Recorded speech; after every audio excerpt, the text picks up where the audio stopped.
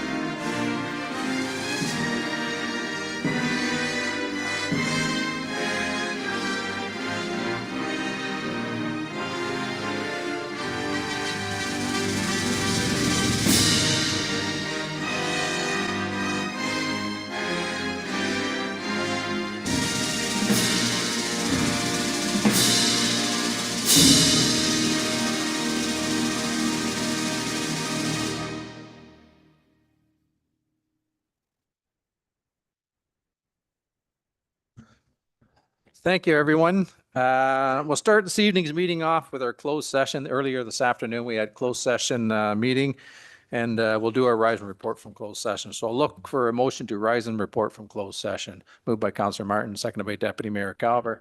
If there's no comments, questions, or concerns, all in favor of that motion? Opposed? Motion's carried.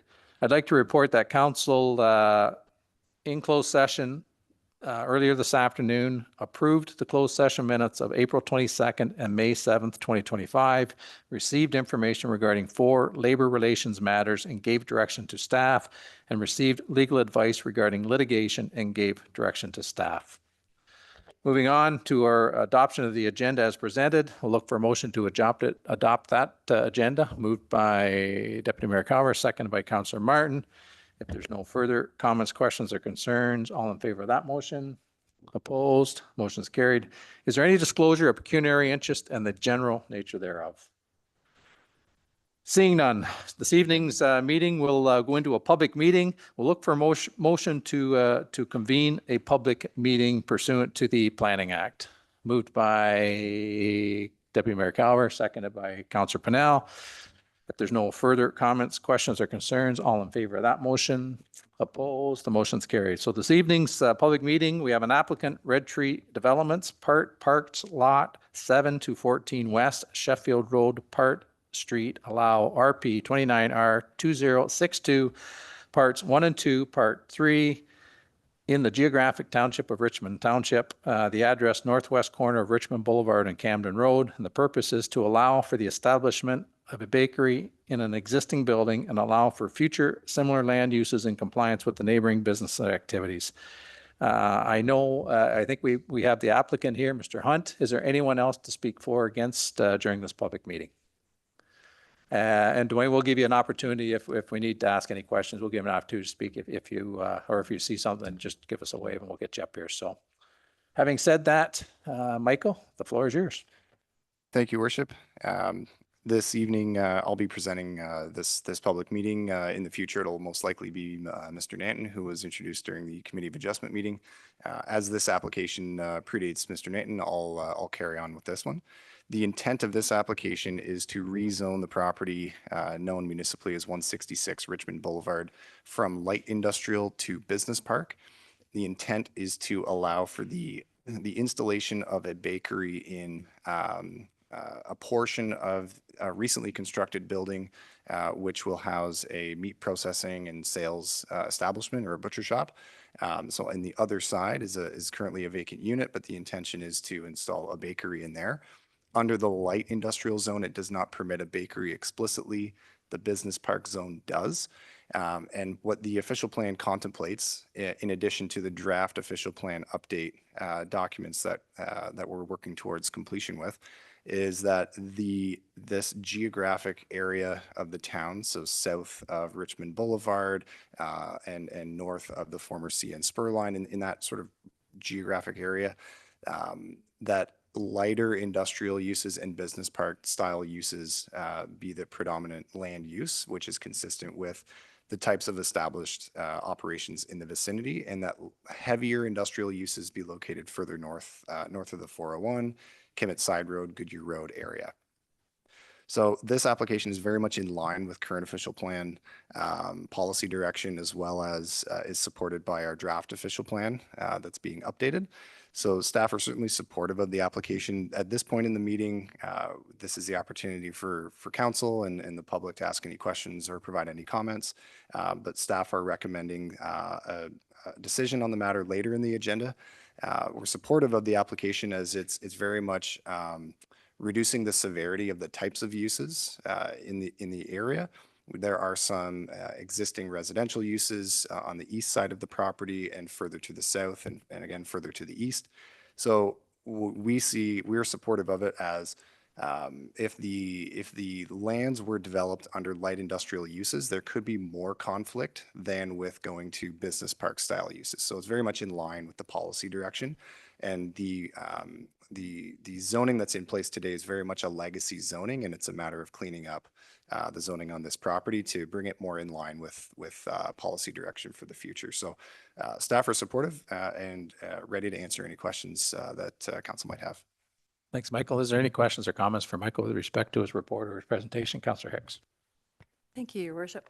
Michael, there's not a sketch, and I confess I didn't take the time to Google map this, but how close is this property to the actual unused spur line? The potential in-town trail, part of the in-town trail system? Through your worship, so this property abuts in the notice, the document in the, I think it's titled Notice of Public Meeting, the very last page of that does include the sketch of the property. So it's bound on the southeast corner. So the rail line curves, kind of runs northeast, if you will, and it is bounded by this property. So this property is on the north side of that former rail line. Perfect. Nice location. Thank you. Great. Thanks, Councillor Hicks. Is there any other questions or comments for Michael? Yeah, go ahead, Councillor Shank. It's been a hayfield for I don't know how many years, and thank goodness it's being used. Of course, the tax base is going to be increased, so it's a similar use in a bakery that's fairly close. It's up towards Davis and Davis. You don't have to walk that far now, Brian. So all I'm saying is all I'm saying is I think it makes that whole area, because you have a strip mall on the north side, and we have so it's all similar uses. So I totally agree with what your findings are. Yeah, go ahead, Michael. Through your worship, just to comment, yeah, exactly. That's the way in which staff are viewing this as well. It would be almost a shame to put a large, heavier industry in there when it's surrounded by more sensitive and lesser impact uses in the vicinity. So this is solely focusing in the immediate future on the existing building that was recently constructed and recently approved for severance, but it's applicable to the entirety of the land. So it's future-proofing the development of that parcel as a whole. Great, thanks, Michael. Is there anything else? Seeing none, we'll look for a motion to adjourn the public meeting this evening. Moved by Deputy Mayor Calver, seconded by Councillor Martin. If there's no further comments, questions, or concerns, all in favor of that motion? Opposed? Motion is carried. Next up on our agenda is deputations. First is scheduled deputations, and we have a couple of those this evening. The first matter is Atura Power Napanee BESS Phase 2. So come on up, gentlemen. I think Darius, you've probably been here before. But what I'll do is I'll get you to introduce both yourselves so that Madam Clerk has your names. The rules of engagement is the microphones that are in front of you. On the right-hand side, there's a button that says talk. You have to push the button and you have to hold it. And that way the folks at home are going to be able to hear what you have to say. And when you let up on the button, obviously you're not, there's no, your voice isn't going to be heard. So usually what happens is if sometimes we get a little lax on it and if we don't push the button, then people email me and text me and get mad at me because I can't hear what's going on there. So welcome. And whenever you folks are ready, the floor is yours. Thank you very much, Your Worship, and thank you, Council, for having us here once again. I am Darius Sokal from Atura Power, Stakeholder Relations and Communications.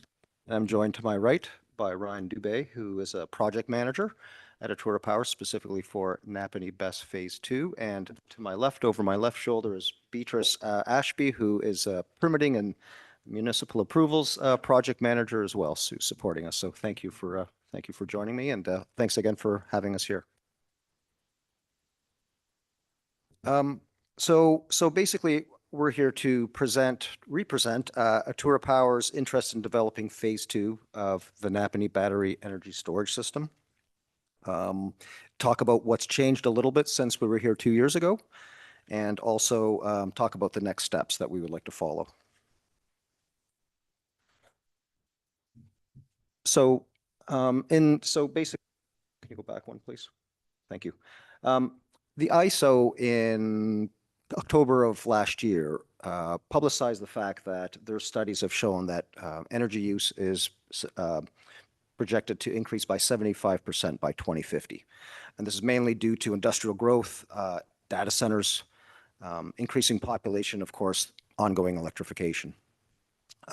So the ISO subsequently launched the long-term 2 requests for proposals to secure new resources, power resources, and this is mainly to meet this demand and also to ensure grid reliability. So Atura Power is using this as an opportunity to propose once again Phase 2 of Napanee BESS as well. So as Council remembers, we were here a couple of years ago and we were very fortunate to get Council's support for Phase 2 of the project, but unfortunately we were not selected by the IESO. But the kind of field has changed a little bit, and we are feeling very good about coming before Council again and submitting another proposal to the ISO later this year.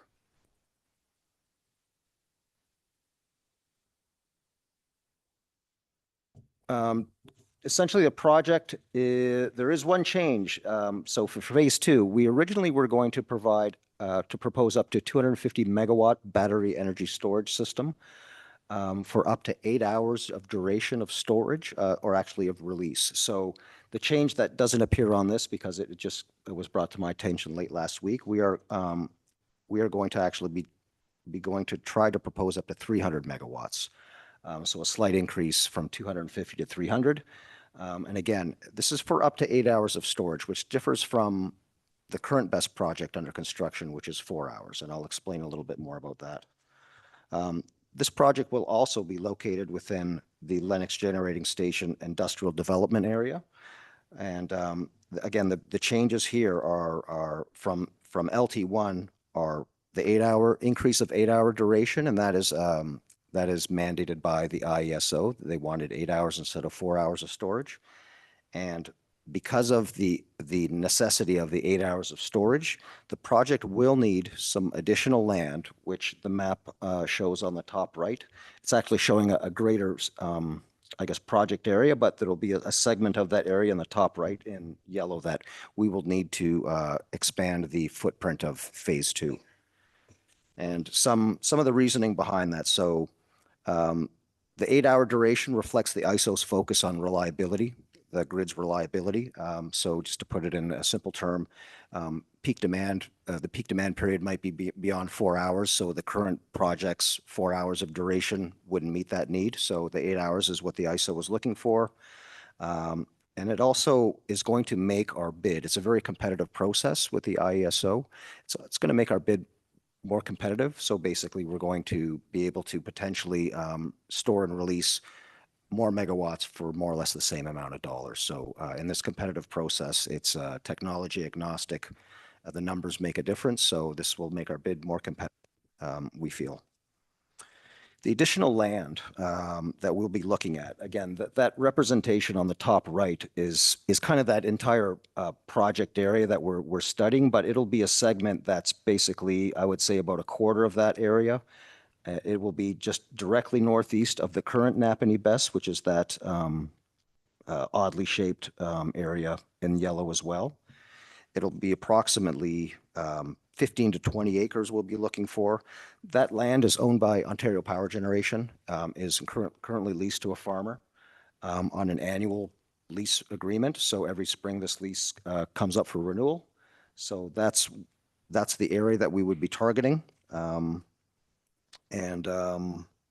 again, once we get a little bit further down the road, we'll know exactly how much that segment will need. But that's basically the primary changes to what we proposed 2 years ago.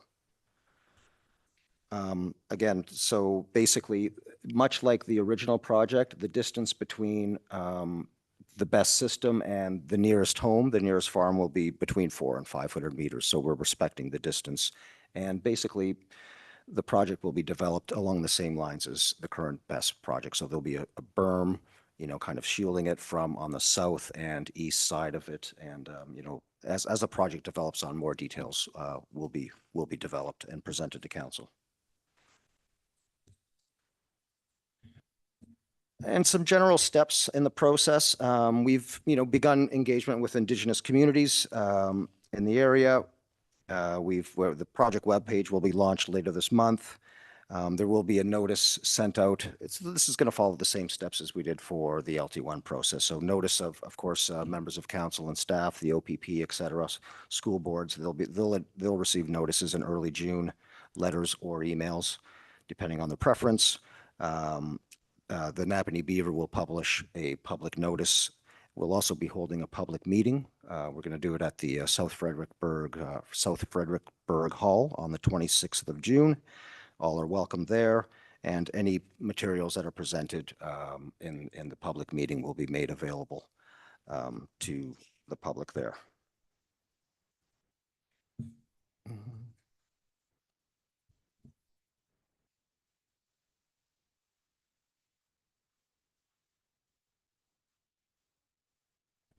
And the general timeline of the project, let's start with the public meeting, again, June 26th.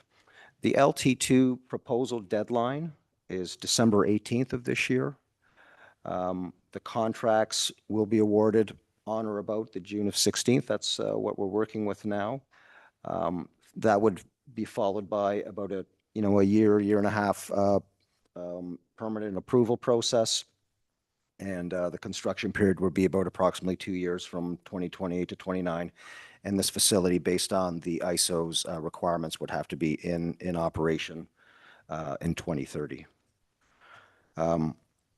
Some other points as well that I would like to make is some of the permitting steps. So there would be an environmental assessment, sound and stormwater permitting, of course, zoning and bylaw amendments, and site plan approvals. That would all be part of the process.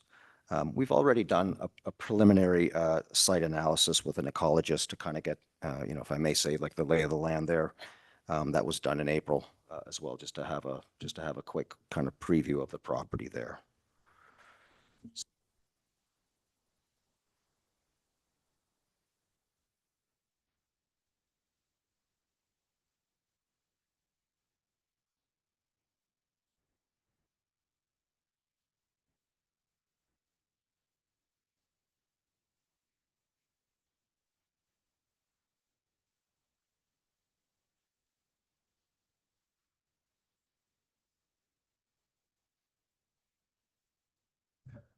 Great. Thank you, sir. Do we have any questions or comments? Go ahead, Councillor Shank. All right, I've got numerous questions, but first question, did they fix the problem with Ontario Hydro, your big brother, with the switching yard? Because other BESS sites were turned down through the IESO process, and I'd like to hear your answer on that. Ryan, would you like to handle this one? Through you, your worship, the restriction that limited the phase 2 project during the LT1 process has been lifted for this LT2 process. So what my question is then is that there was another firm also very close proximity to that put in a bid, and from what I understand from reading through it, they were actually even cheaper than what you guys were doing, selling it back on the grid. So what precludes of the same thing happening again, where you guys are going in, that's going to be really close proximity to a residence, where another person's going in that's in the back of a field somewhere that nobody else sees. So what my concern is are we having too many BESS sites going in, and then Ontario Hydro saying, oh, well, thanks, but no thanks, but we're going to just award it to our younger brother that's got the in because it's Ontario Hydro still, you know what I mean? So what my concern is what is it fair for other people to put in their bids also that's not going to get kicked out because of the switching yard or some other unbeknownst thing that they're going to let everybody run through the hoops and say, oh, there's something else that's wrong, instead of knowing this prior. Through you, your worship, my understanding of the process is that the bids would be submitted for the various projects to the IESO. They would be evaluated and ranked, and then a process to deconflict any issues with deliverability would review the projects to assess whether there are conflicts for deliverability and make decisions as to which get awarded. So it would be primarily economic-based award, and then the deliverability process would happen afterwards. Yep, go ahead, Mike. Now, down, because I live in that neck of the woods, now we have a couple of residents here, if you go back to your project description. And right near the lake, you have one residence and you have their son lived on another residence or another farm right there beside it. Now that they were definitely opposed for Atura Power even going that way. They wanted to go ahead and go behind the oil tanks. All right. So that's where they originally wanted. So all the residents did not want that to begin with. Now you're encroaching, all right, on more agricultural land, all right, next to the major swamp back there, all right, and getting very close proximity to those residents. And I farm land fairly close also.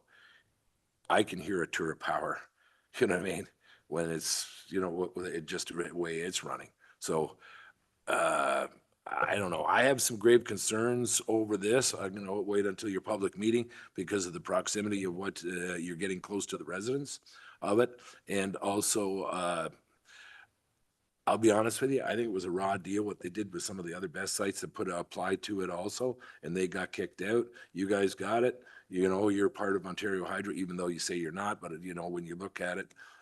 So I just want to make sure it's fair for everybody. There's all parties concerned and everybody's doing above and beyond being honest. And I'd like to hear what those residents are, because they would have a major say whether they are all right with it or they're definitely against it, because now you're getting really, really close to those residents. If I may, go ahead, through you, your worship. Councillor Schenk, yeah, so that's one of the purposes of having the public meeting and the notice going out. So as we did with our previous projects, we sent letters to basically residents who border the property lines to invite them. In some cases, we knock on their door.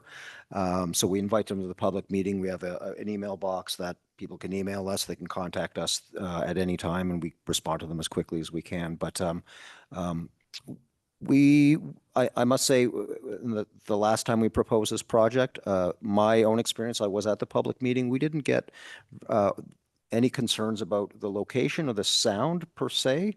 It was mostly about, as you recall, council probably recalls, was fire safety was the big concern. But I personally don't recall having any resistance in terms of the proximity. There were concerns about water quality and any impact to that if there was some kind of an event. But the whole purpose is, again, to have the folks to come to the meetings, and we'll engage with them. And we hope everyone comes to talk to us about it. Yep, go ahead, Councillor Schenk. When you live in the area, they're not going to chew at you, but they're going to let me know. So all I'm saying is when they let me know, I'm gonna let you know. So, and their concern is, well, that's the reason why you had the high berms, out of sight, out of sound, to mitigate some of the sound and everything else. But now that that other phase 2 is gonna be that much closer, I would advise you, even if they didn't show up, that you hand deliver, you know, an invitation to the public open house to those residents, because they're the ones that are gonna have the, you know, are gonna have to live beside it if they want to, you know. Through you, thank you very much, Councillor Schenk. We will take your recommendation very seriously and hand deliver some letters to residents in the neighborhood. But if I may, my understanding is the sound limits will not change.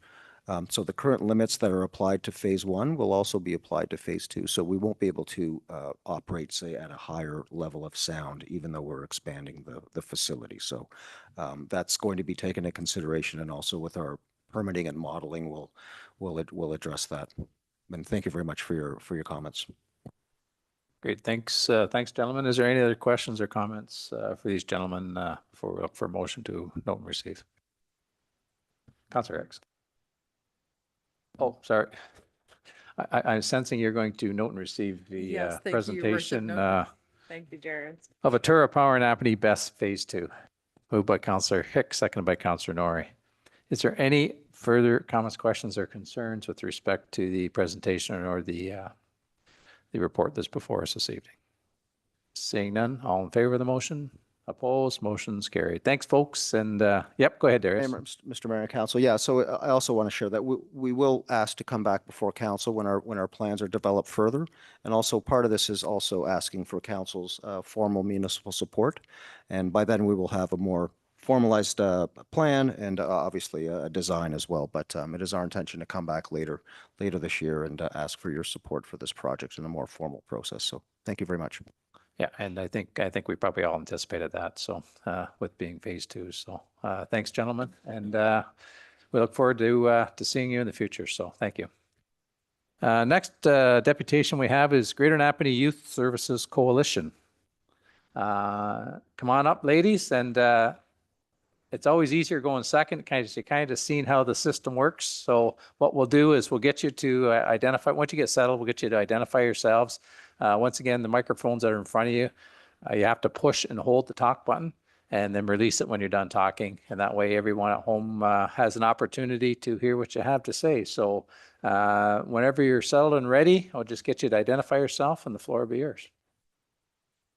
Hi, everyone. My name is Shannon Ruddy. I am the Youth Community Development Worker at Napanee and Area Community Health Center. And my name is Michelle Hauser, and I am the Creative Director at the Harmony Lounge and Music Club.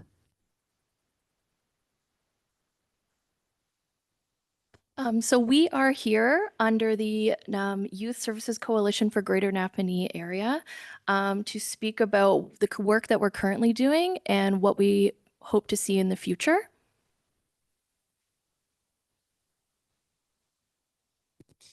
So our talk is going to be divided into 2 sections. It's a sort of a presentation, first and foremost, about who we are and what we're doing, and where we've been, and the sort of more formal deputation, where we're headed and what our proposal is to you. To give you a sense of who we are, the Greater Napanee Youth Services Coalition is just a voluntary group of youth serving agencies. We have just over 16 at this moment, and you can certainly see the logo cloud. It is something of a challenge for us to communicate in one voice about what we do and all the many services we provide to youth, but we're attempting to do that here tonight for your benefit. In a nutshell, on a weekly basis, 16 coalition partners provide thousands of hours of services to hundreds of youth ages 12 to 29 and more than a dozen locations in and around Greater Napanee and LNA County. And the health and human impacts of these services touch on mental health and well-being, housing, training and skills development. Oh, sorry. I'm not used to doing this with 2 things. Okay. Sorry, that was the logo cloud. It's a big one. Okay. And yes, and this is our big picture statement. And Sorry, this isn't going very well. Okay. Why is it going? Okay. There we go. Okay, there we are. Okay, so health and human impacts in quite a variety of areas. And Shannon's going to speak more about this as well in the next slide. There. So for those who have been in and around Napanee area for many years, you might have seen a bit of an evolution in terms of the youth services that have been provided by different agencies. Specifically, I'm speaking about Chill Zone from 2012 to 2018, operated and facilitated by the Napanee Community Health Center, which held a few different locations, either within the health center proper or at one time hosted within the Morningstar Mission. 40 to 50 youth attended afternoon programs, 3 to 6 p.m. Tuesdays and Thursdays. But unfortunately, this programming had to end due to lack of funding, sustainable funding. In 2019, we made a run in partnership with LNA County and United Way KFLNA to operate the Lennox and Addington Youth Hub that was connected over at the courthouse. So United Way funded the space and community agencies delivered weekly programs. Unfortunately, it was closed due to COVID. In 2020, the previous person who was in my role, the community development role, held a steering committee and several youth empowerment dinners with youth and family members in the community. So we identified some key needs at that time, including sports, tech, music, art, crafts, and special interest groups. And finally, in 2024, our coalition has emerged. So we have 14 or 16 youth serving agencies who are exploring a central hub and better service awareness for the community.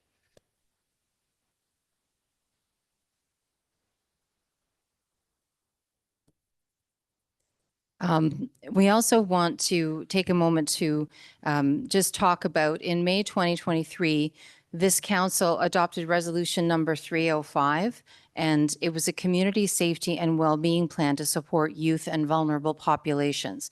Many of the things and impacts we're talking about tonight would relate directly to that resolution that was adopted by this council. So as we speak, we know we share certain values that you have already committed to in terms of adopting that resolution.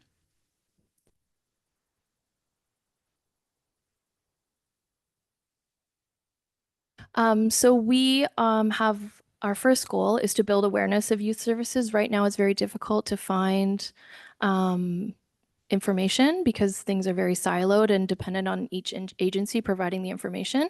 So we would like to compile a list of services, to create an interactive directory. We want to identify roles and responsibilities so that family members, caregivers, teachers, youth themselves can find what they're looking for, and also to raise awareness about the good work that the youth service providers are doing, because I think sometimes we often get left behind when things are KFLNA. The focus is often on the K.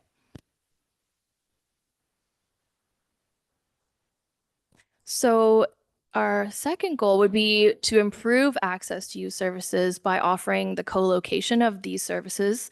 We would like to see a one-year pilot project using a space, a multi-use space. It would be highly visible and youth-centric. It would offer free, pro-social, safe, low barrier, and supported programming for young people. So currently, a lot of the youth service providers in Napanee are already offering services in Kingston at One Roof Youth Services Hub. It is also a hub which co-locates several of the existing services. So to offer a similar center or space in Napanee would not be a huge stretch because staff is already offering services outside of their main location at One Roof. We would just have a place in Napanee to do that as well.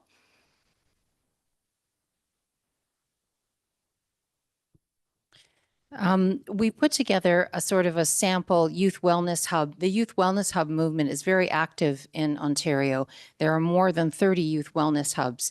very similar to what we are proposing at the 12 Market Square location. And we sort of wanted to put together a view of a week in the life of what a youth wellness hub would look like and the types of programming that you would see. So this is fictitious in some ways. It's emblematic of what the kinds of programming that is currently being offered at different locations and the types of programming that we see at youth wellness hubs, to just give you some context of what would be going on at the location.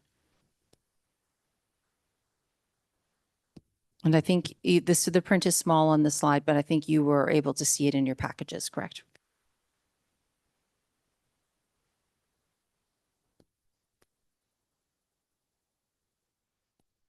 Okay, so for the pilot project proposal for 12 Market Square, we would hope that the town could provide a use of space at no cost, including maintenance, utilities, phone, internet, and cleaning. No small ask. We would have on our side staffing, programming, youth engagement, and we would work to secure additional funding where required in order to bolster the offering that we already have.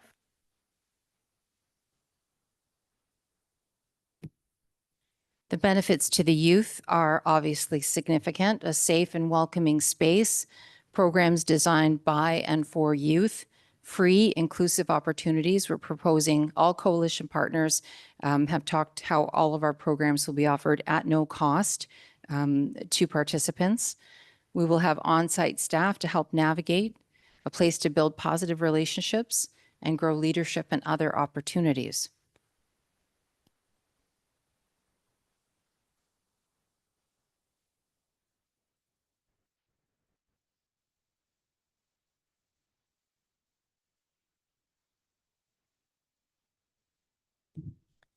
And the benefits to the town are numerous, beginning with a visible investment in youth and a fulfillment of the resolution number 305 that you committed to, the efficient use of infrastructure, fiscally responsible community benefit, enhanced service coordination, utilizing coalition-led programming and partnership. There would be no direct staffing costs to the municipality. And at the same time, it would significantly increase community engagement. And the low-risk pilot model allows evaluation before long-term decisions are made.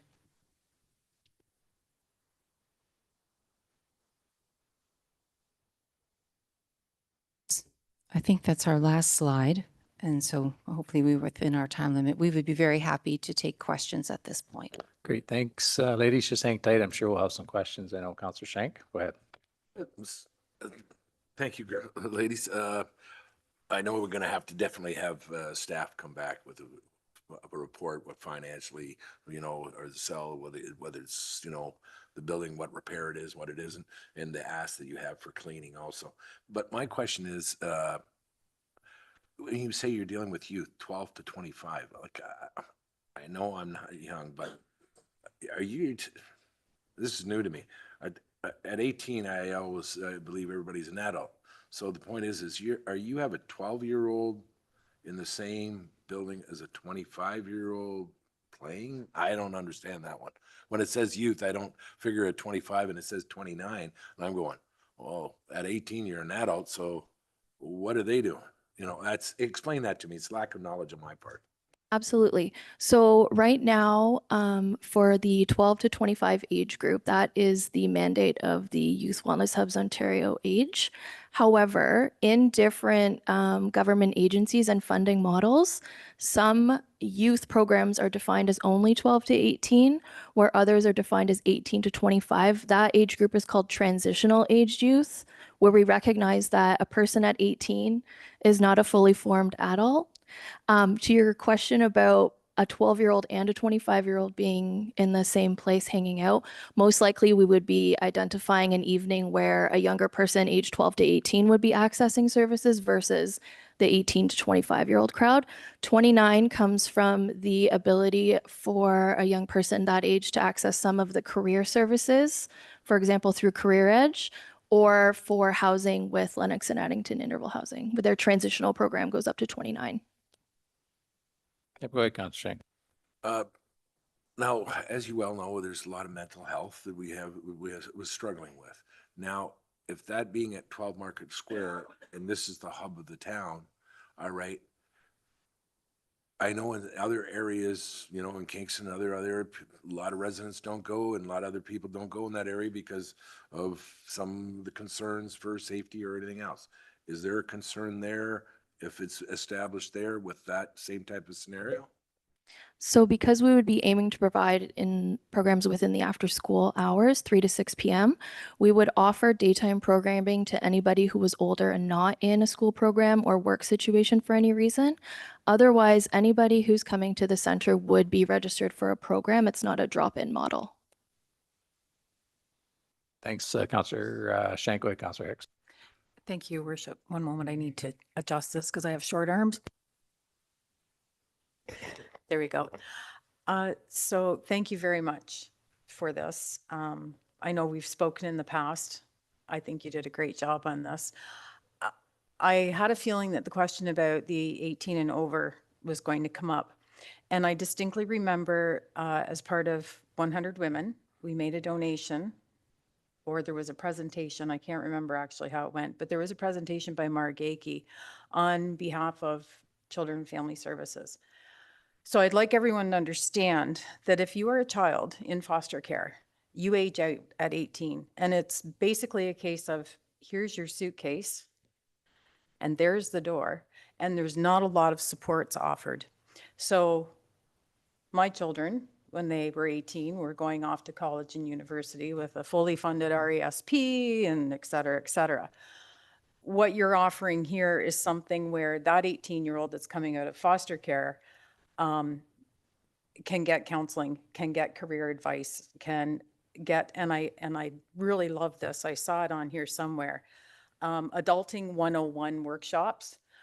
I know 35-year-olds that need adulting workshops, but what you're offering in the sample is a really, it's very telling if you read through that, the services that you're offering and who they're directed to. If I may, one more thing. Michelle, I remember you saying that there's all kinds of funding available for Harmony, except for one problem.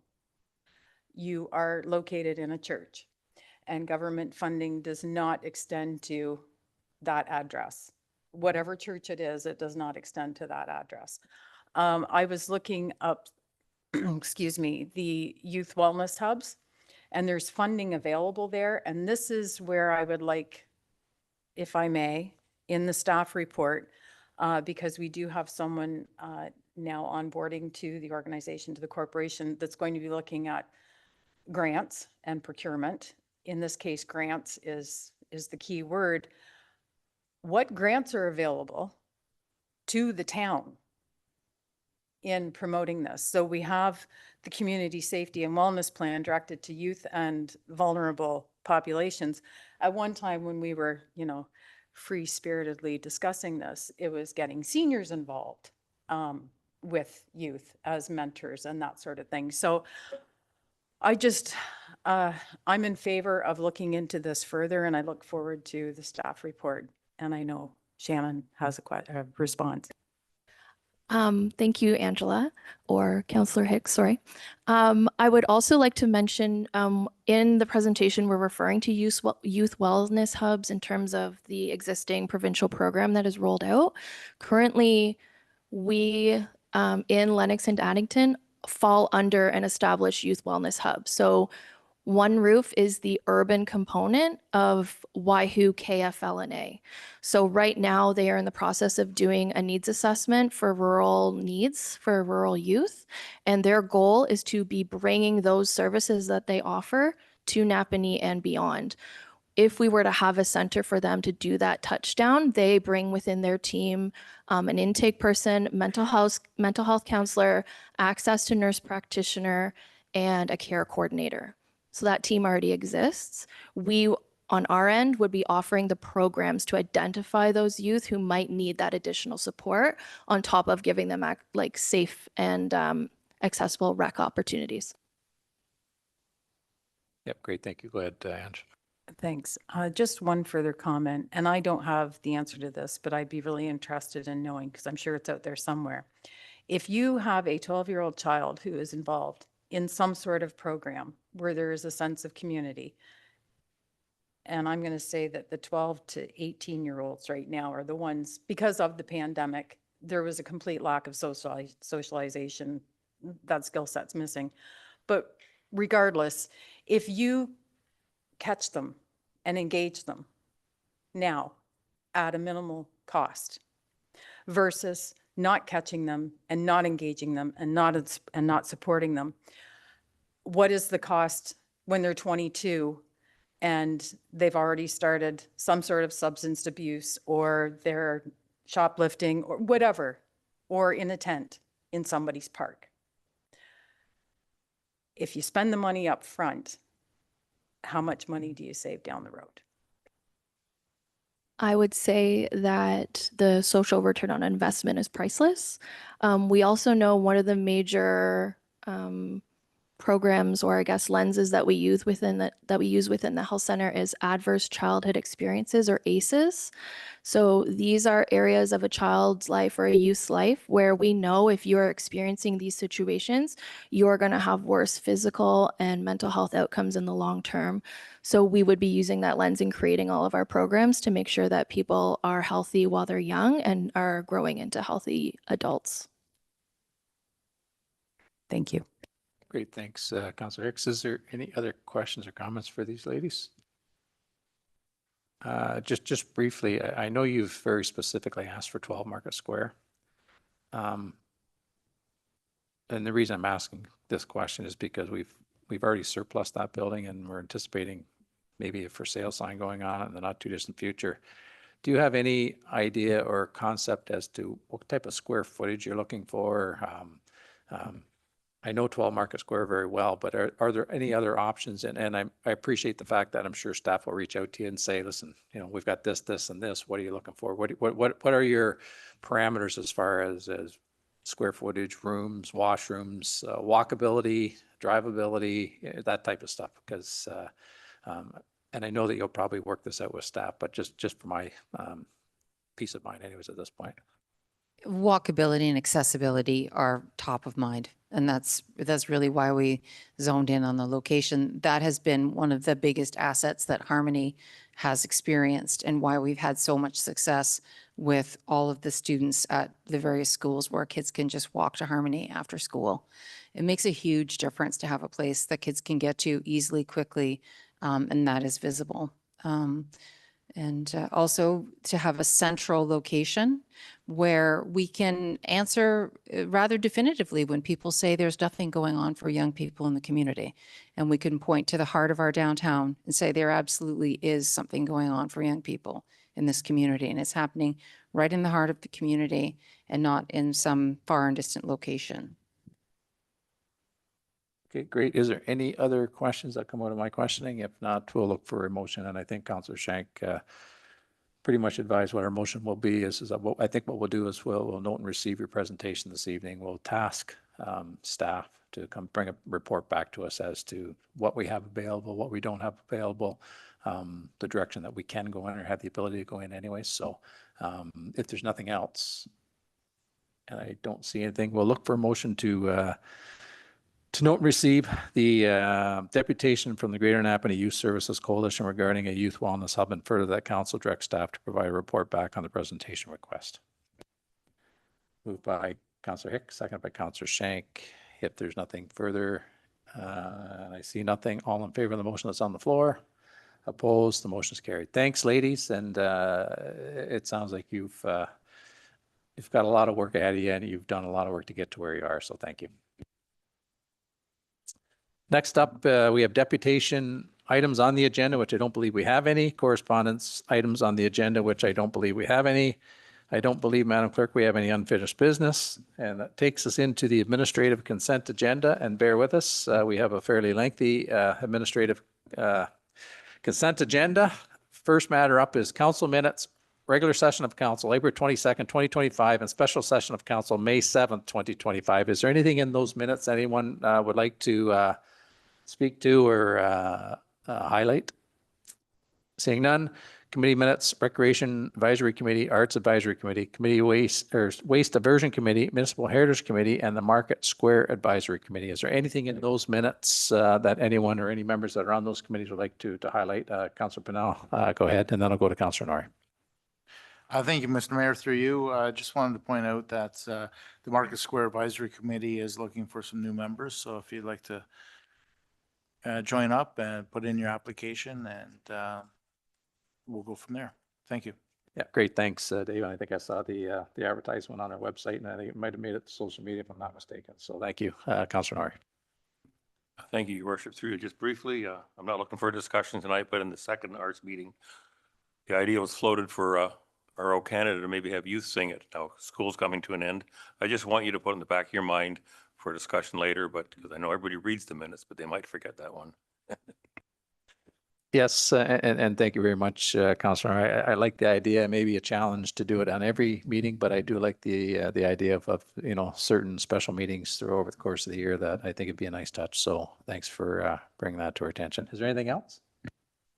Seeing none, next matter is the minutes East Lennox and Addington OPP Detachment Board, April 24th, 2025. Is there anything in those minutes anyone would like to highlight, or go ahead, Councillor Norrie? Just briefly, I was asked a question of this. I'll just, the meetings are public. And the statistical information is available to the public. It's usually with the agenda, not the minutes. And there's a website you can go on to read them, but, or just call me.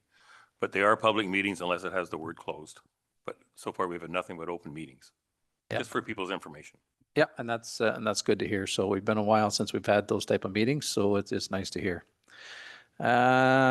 Boards and advisory committees, monthly report, May 2025. Is there anything in those committee monthly reports anyone would like to highlight or bring attention to? Seeing none, the correspondence for information items dated May 13th, 2025. Anything in that correspondence anyone would like to pull out and have a conversation about? Seeing none, annual granting report, Community Foundation for Lennox and Addington. Anything in that report anyone would like to speak to or highlight? Seeing none, proclamations, Heart and Stroke, Aphasia Awareness Month, Menstrual Health Day. Is there anything in those proclamations anyone would like to speak to or highlight? Seeing none, memorandums of delegated authority, columbarium and slip-in water tank. Is there anything in that report that anyone would like to speak to or ask any questions about? Seeing none, growth and infrastructure services, 5500 series truck purchase. Is there anything in that report that anyone would like to highlight or speak to? Deputy Mayor Cower. Yeah, thank you, through your worship. I see the purchase come in, but there's also an additional ask of $8,000, including taxes for remaining funds to finish off the truck, finish outfitting the truck. I was just trying to get a clarification of what that outfitting the truck entails for $8,000.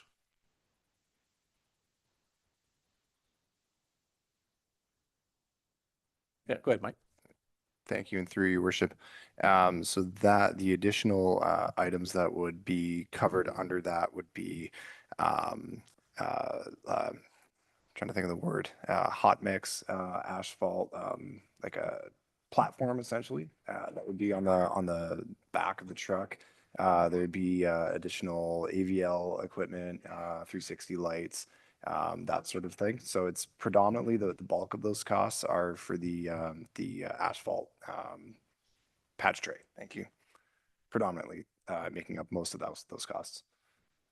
Okay, because I've seen it was coming set up to be a chipper with a removable out. So I was just wondering where that was. So it's going to be used for more than just wood chipping then as well. So correct. Yeah, it's both the chipper and then predominantly patch tray. So it's or patch work.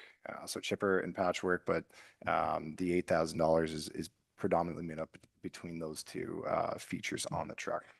okay, thank you. And you also mentioned a new AVL system on that. We'd be looking at going with Geotab. Sorry, I misspoke with AVL. So we have a lot of our fleet currently going with Geotab, as was discussed at the last meeting of council.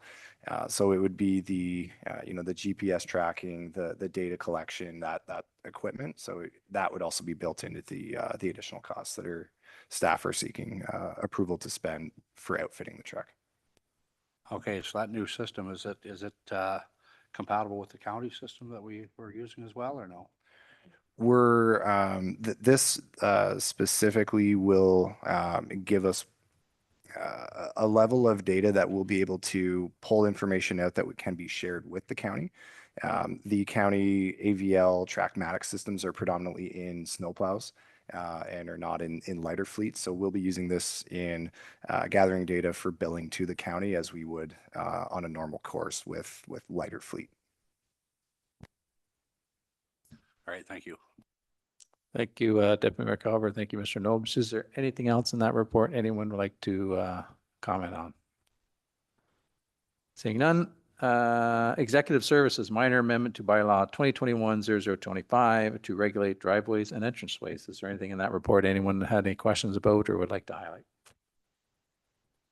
Seeing none. Financial and IT Services, minor amendment to bylaw 2025-0040. Is there anything in that report that anyone would like to speak to or highlight or make mention of? Seeing none. And bear with us, we do have a recommendation that council consent to the approval of the following routine items: the minutes of the regular session of council dated April 22nd, 2025, and the special session of council dated May 7th, 2025 be adopted as presented, that the Draft Recreation Advisory Committee, Arts Advisory Committee, Waste Diversion Committee, Municipal Heritage Committee, and the Market Square Advisory Committee minutes of April 14th, May 5th, 2025 be received for information. That the April 24, 2025 minutes from the East Lennox Addington OPP Detachment Board be received for information, that council receive for information the boards and advisory committees monthly report for May 2025. The correspondence for information items dated May 13, 2025 be received. That the annual granting report from the Community Foundation Lennox and Addington be received for information. That council receive for information and endorse the following proclamations. May 28th is Menstrual Health Day, and June 2025 is Stroke and Aphasia Awareness Month.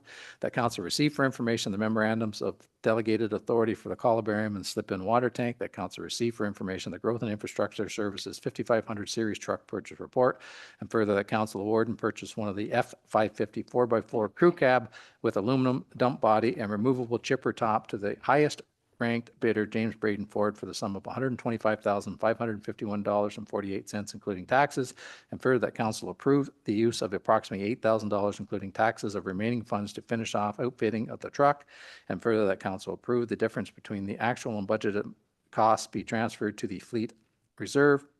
That council receive for information the Executive Services minor amendment to bylaw 2021-0025 to regulate driveways and entranceways report. And further, that council will approve the amendment to bylaw number 2021-0025 later on in the agenda. That council receive for information on the Financial and IT Services minor amendment to bylaw 2025-0034 to establish tax rates report. And further, that council approve the amendment to bylaw number 2025-0034 further on the agenda. Moved by Councillor Hicks, seconded by Councillor Norrie. If there's no further comments, questions, or concerns, all in favor of that motion? Opposed? Motion's carried. Next matter up, items for discussion, the East Lennox and Addington OPP Detachment Board remuneration. And are you going to speak to that first, Councillor Norrie? With your permission. The floor is yours. Just so everybody knows, it's regulated of not the amounts, what has to be, there has to be a remuneration. And the original said that you can go different amounts.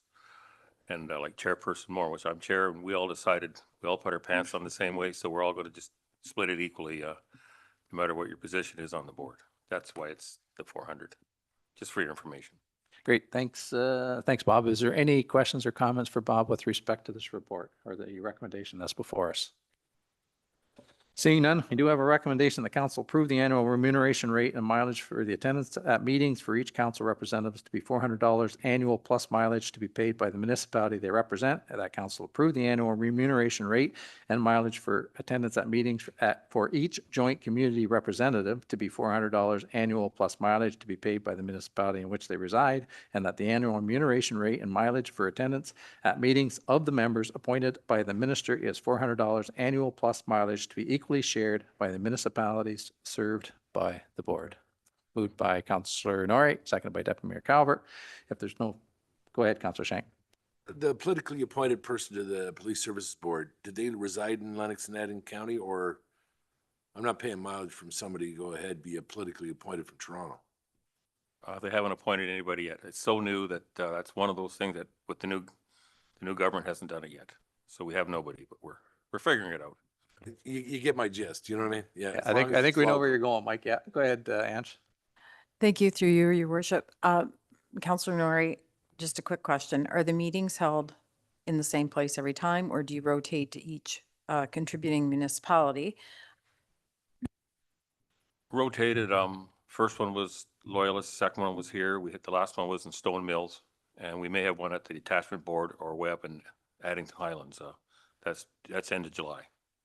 But yeah, they rotate them around, correct? Thank you. And my next question is, you have 4 meetings per year? Minimum, but probably more. But right now it's mandated for 4, but we have to do a community wellness plan as well. And it's going to take up a few more. So, but minimum is 4, yes. Okay, thank you. Great, thanks. Go ahead. Yeah. Councillor Nori, do you have the option of participating remotely through Zoom or Teams? Yes, we have some of our 2 volunteers tend to. One is from bit of a drive for some people to get up there. Okay. So yes, you have that depending where we have it, if they have the availability. But yes, So they get the money for the meeting, but not necessarily for the mileage, correct? For that particular meeting, if they don't actually drive there. I know I'm sound like I'm splitting hairs, but I'm just for the public. Thank you. no, that's correct. It's you got to drive there and depending where it is, exactly. Thank you. Great, thanks, Councillor Hicks. Thanks, Councillor Shank. Thanks, Councillor Nori. Is there any other questions or comments for Councillor Nori with respect to his presentation or the report? Seeing none, we do have a motion on the floor. All in favor of the motion that's on the floor? Opposed? The motion's carried. Growth and Infrastructure, PLZ ACO 2025-017, 166 Richmond Boulevard. And Mr. Nobes, you're going to speak to this one? Yes, thank you, Worship. So this is the item that that council considered under the public meeting earlier in the agenda. Staff don't have anything additional to add, any additional context. The proposal is very much in line with current policy and updated policy in our draft official plan, and very much would result in compatible land uses within the vicinity. And any future development of the property needs to go through the site plan control process to ensure that land use compatibility between business park style uses and sensitive lands such as residential lands to the east, that there would be adequate measures to ensure compatibility in the future. If a more noxious type use, still on the lighter scale of business park and industry, whether it's very light scale manufacturing or other, is proposed. However, the anticipation is that similar uses to the broader area along Richmond Boulevard's south side are what are going to be proposed in the future, yet to be determined, but this is laying the groundwork for enabling that future development. Great. Thanks, Michael. Okay, Councillor Shank.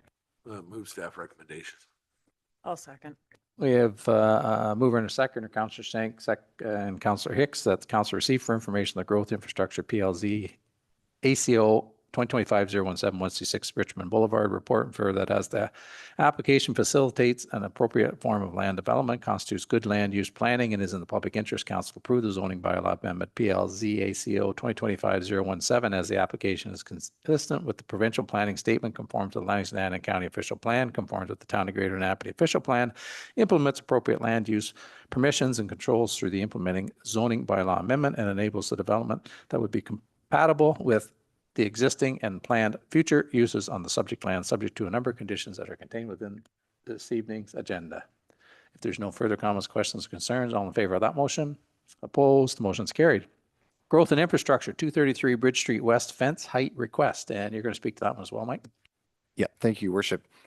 So this item was previously heard by the Committee of Adjustment, and it's related to the installation of a in-ground pool in the exterior side yard of a property on Bridge Street West at Simcoe Street. Under that previously approved minor variance, it allowed for the installation of the pool, 1 being in the exterior side yard, and 2 at a 1.2 meter setback to the exterior side lot line. Part of the conversation was around mitigating measures. Fencing was proposed along that Simcoe Street property line to shield the pool from the streetscape. And at that time, the pool's orientation was such that in order for the property owners to make the maximum use of the yard space, that it would need to be at that 1.2 meter setback. What they've looked at doing now is turning it 90 degrees and moving it further away from that side lot line, so gaining a greater setback than what was approved.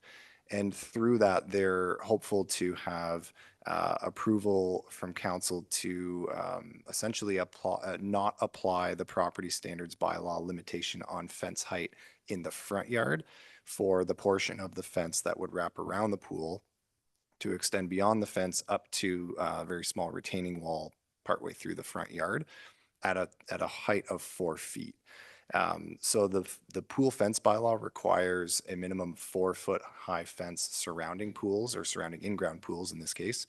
So in order to make the maximum use of their yard and to move that pool further away from the Simcoe Street right of way, the property owners are requesting essentially a variance or a non-application of the property standards bylaw to allow an additional 1 foot in fence height in the front yard to gain more usable yard space and comply with the pool fence bylaw requirements.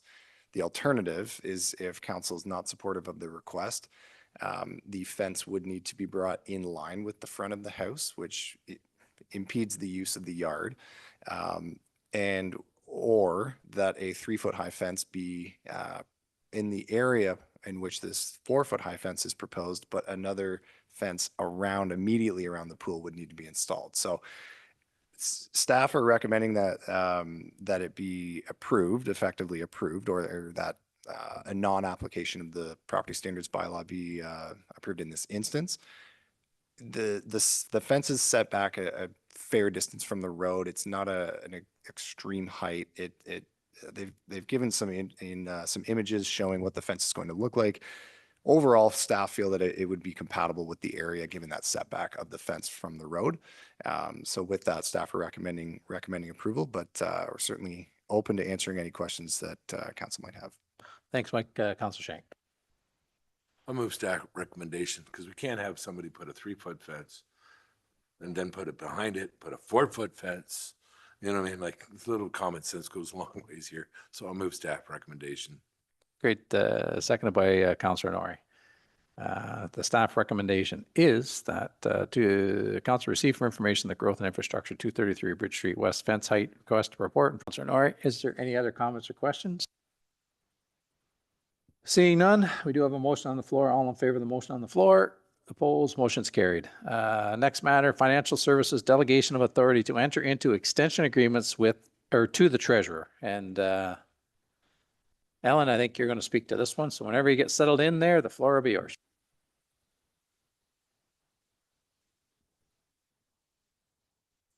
Thank you, Your Worship. Staff tonight are seeking council's approval to delegate the authority down to the treasurer to enter into extension agreements for any properties that have been registered for tax sale. So currently, as it stands, property that's registered for tax sale has 1 year to pay the cancellation price once it's registered. And there is an option to extend that time frame, provided that the applicant is granted the extension agreement. As it stands currently, council is required to hear and either approve or deny those requests from the applicants, usually property owners. And at this time, staff are recommending that this authority be delegated down to staff, specifically to the treasurer or designate, in that case would be the deputy treasurer, so that we can work with those property owners to either approve or deny an application for extension once the property is registered for tax sale. Thanks, Ms. Hamel. Is there any question or comments with respect to the presentation for us? Go ahead, Councillor Hicks. Thank you. I think what you're requesting is completely reasonable, makes perfect sense, and I will move staff recommendation. Moved by Councillor Hicks, seconded by Councillor Shank. We do have a recommendation that council receive for information on the financial and IT services delegation of authority to enter into the extension agreements to the treasurer report, and further the council of the corporation of Town of Greater Napanee delegate authority to the treasurer to enter into the extension agreements pursuant to section 378 of the Municipal Act 2001, and further that a bylaw to enact this delegation be brought to the next meeting for formal approval. If there's no further, go ahead, Councillor Pennell. Thank you, Mr. Mayor. Through you, Ellen, how long would this delegation authority last? Is there a limitation on it, like this term of council, or is it going to be forever?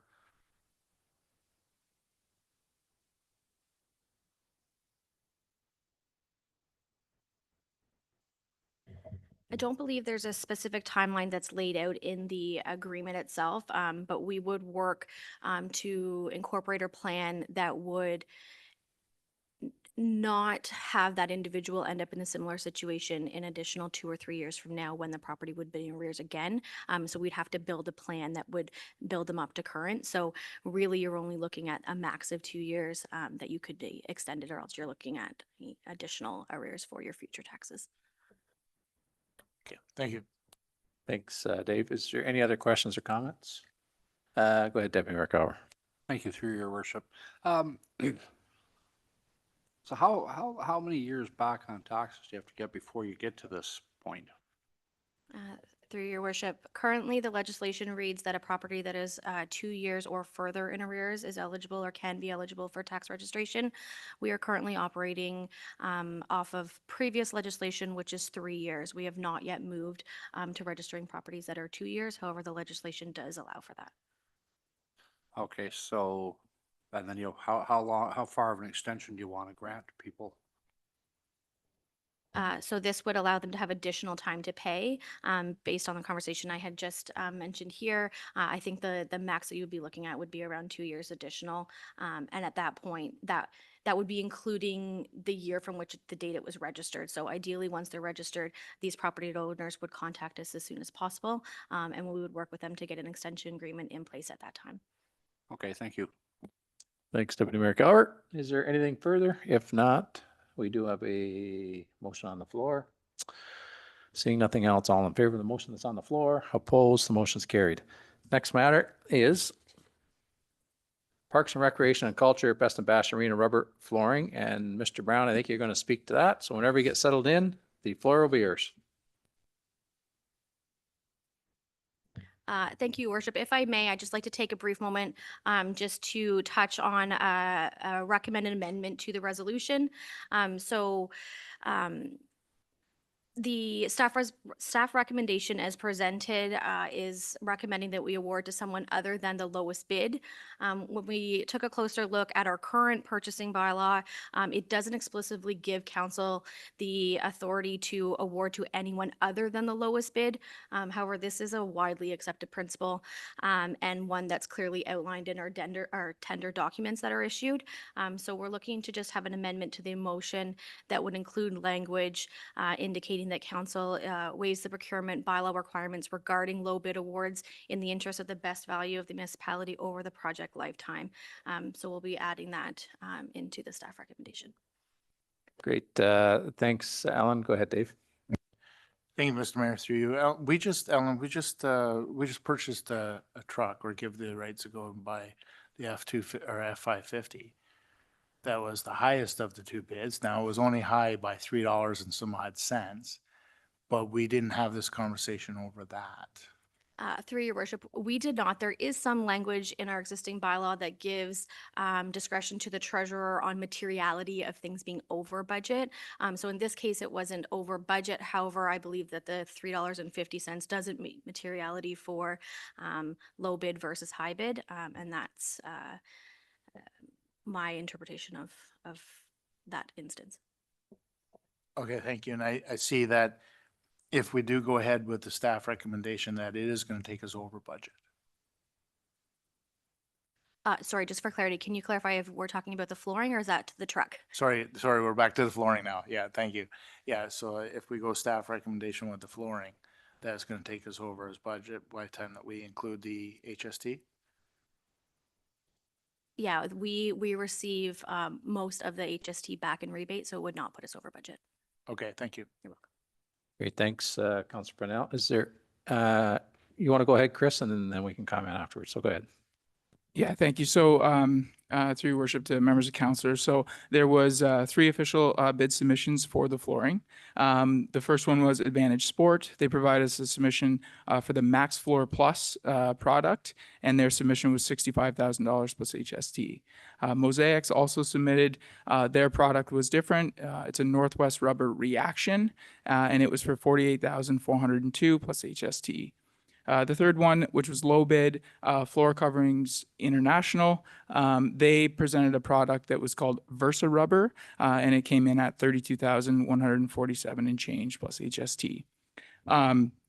So staff looked at all of these very in-depthly because all the products that were submitted are different in nature. After a pretty fulsome review, we did, staff wanted to recommend that we award the tender to Advantage Sport, as we believe that the Max Floor Plus product would achieve the best value for the town. Best value being determined by the best combination of price, total cost of ownership, technical merit, and quality, which may not necessarily always be the low cost. So that is our recommendation to council, and I'm happy to take more questions if needed. Great, thanks, Mr. Brown. Is there any questions or comments for Chris with respect to this? Councillor Hicks? Just a quick one. Just refresh my memory. Does Advantage Sport also dispose of the old rubber flooring that's incorporated in this cost? So it's just, they take it away? Thank you. Great, thanks, Councillor Hicks. Is there anything else? Go ahead, Mike. This is the farmer coming out. If we went ahead and put on a skid and put in gov deals, could we get any money for it? To your worship, to Councillor Shank. So because it was glued down and it's been down there for 20 years, when it does come up, I don't think it would be too valuable. But we could look, if it is, it's still in really good shape underneath. When it does come up, we could always look into that. Yeah, thanks, thanks, Mike. Is there anything else? Yeah, go ahead, Dave. Thank you, Mr. Mayor, through you.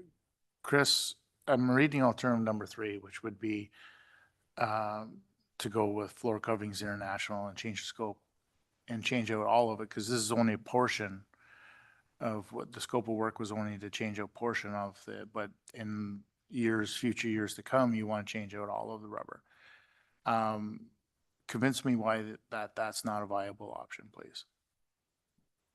So just to touch on the alternative option number 3, I did want to point out that the only reason that only one company is on there for alternative options, because they were the only company that would have been able to do that under budget to do the whole thing. I did receive the financial implications for the other 2 submissions to do the same thing, and because they were over budget, I didn't include that as an alternative option. So I just wanted to make that clear. It really comes down to the quality of product. In our fulsome review, which included receiving actual samples of the flooring, speaking to each company on past work that they've done in arenas. We talked to references that were provided in the tender. It really just comes down to the quality of product. The other thing that is a factor is that the Versa rubber only comes in black. And so that was a little bit concerning. We weren't envisioning a full black rubber floor in the facility. So while every submission did meet the specs, which were a 10 millimeter rubber, vulcanized rubber floor, they really were very different when they did come in terms of the actual product quality. So that's where I landed on a staff recommendation to go with the best quality. But certainly I wanted to provide alternative options if that wasn't the direction of council. Thank you. Great, thanks, Councillor Panel. Deputy Mayor Gower. As I mentioned earlier in an email, I know zero about flooring for arenas. You would definitely be the expert of that. But after looking at the samples, it's night and day.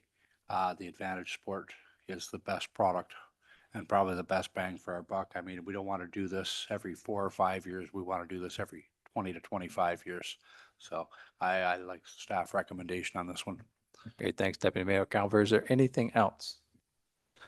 Seeing none, I was going to comment on our procurement bylaw. I think Madam Ms. Hamill's got that well under control, and I think in the not too distant future, we'll have somebody in our employment that'll be looking after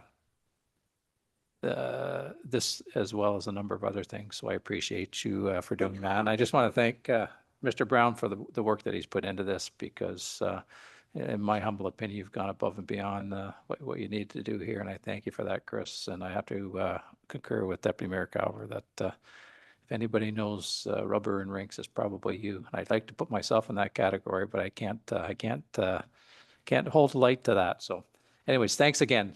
We do have a recommendation that council receive for information, Parks, Rec and Culture, Best and Bash Arena Rubber Flooring Replacement Report, and further that council waives the procurement by law requirements regarding low bid awards in the interest of best value to the municipality over the project lifetime, and further that council award RFTCC 2025-03 to Advantage Sport at a cost of $65,000 plus HST, and further that council directs staff to bring forward a report to the next meeting regarding council discretion with respect to procurement decisions and or status update on the procurement bylaw review that is part of the 2025 council mandated work plan. Sorry, well, that was about a mouthful. Moved by Deputy Mayor Calver, seconded by Councillor Norrie. If there's no further comments, questions, or concerns, all in favor of that motion? Opposed? Motion's carried. Next matter. Community event application, Great Bay of Quinte Barbecue Competition is, are you going to speak to that, Chris? Oh, go ahead. Thank you, Your Worship. Council will recall a regular session on March 25th. Council noted and received the deputation from Donald Stokes regarding the Great Bay of Quinte Barbecue Competition. Since then, Council has approved the community events policy, and one of the things in that policy is that Council would approve the any annual large-scale events. So staff have received and reviewed the event application submitted by Donald Stokes for the Great Bay of Quinte Barbecue Competition. This community event will take place right here in the Market Square on Saturday, August 23rd, and is intended to be an annual event. The event will run from 10 to 6, and it is anticipated to be a large-scale event attracting hundreds of people to our downtown core. Staff have no concerns with anything in the event application, and we will continue to work with the event organizer on just some smaller planning logistics and obtain all the documents that are required by the community events policy. So happy to take any questions. Great, thanks, Chris. Is there any questions or comments? Go ahead, Councillor X. I'll move staff recommendation, and somebody should call Donald and tell him it's a go. Thank you. Thanks, Ange. Seconded by Councillor Shank. We do have a recommendation to receive for information, Parks, Recreation and Culture, community event, Great Bay of Quinte Barbecue Competition report, and further that council approve the Great Bay of Quinte Barbecue Competition in accordance with the community events policy. Is there anything else? Any questions or comments? Go ahead, Mike. No, Chris, do we own any porta potties? Through your worship, no, we don't own them ourselves, no. See, what my concern is that, let's say, because it's the first time you kick the cat, you don't know if 50 people are going to show up or 500 people are going to show up. So it's very hard to plan something when this is the first go. So what my concern is that what happens, there's 500 people and you only got one porta tank or porta potty, two. All right. Okay, two. We're waiting a little longer in the line. But all I'm saying is, you know what I mean? I didn't know if there was any flexibility if we owned anything. You know what I mean? Yep, go ahead, Chris. Yeah, through your worship to Councillor Shank. So in the back and forth with the event organizer, the town, as part of the community events policy that we passed, is providing 2 portables at the Market Square. And then the event organizer will be on the hook for additional portables, which he is intending to do. So there will be more than 2. And that is, again, in accordance with the policy, we would provide 2 and they can have more if they would like. Great, thanks, thanks, Mike. And hopefully in the not too distant future, we'll have a brand spanking new washroom on the main floor of Market Square or Town Hall that may be of use to the folks that are going to attend this in the future. But that's just a summation on my part. I think we have a motion on the floor, do we not, Madam Clerk? If there's nothing further, all in favor of the motion? Opposed? The motion's carried. Next matter, community events application, Greater Napanee Pride Parade, Pride in the Park. And you're going to speak to that as well, Chris. Go ahead. Yeah, so very similarly, the Town of Greater Napanee staff have received a community event application from the Greater Napanee Pride to host their 4th annual Greater Napanee Pride Parade Pride in the Park event at Conservation Park. The event will be held at Conservation Park from 9 to 4 on Saturday, May 31st.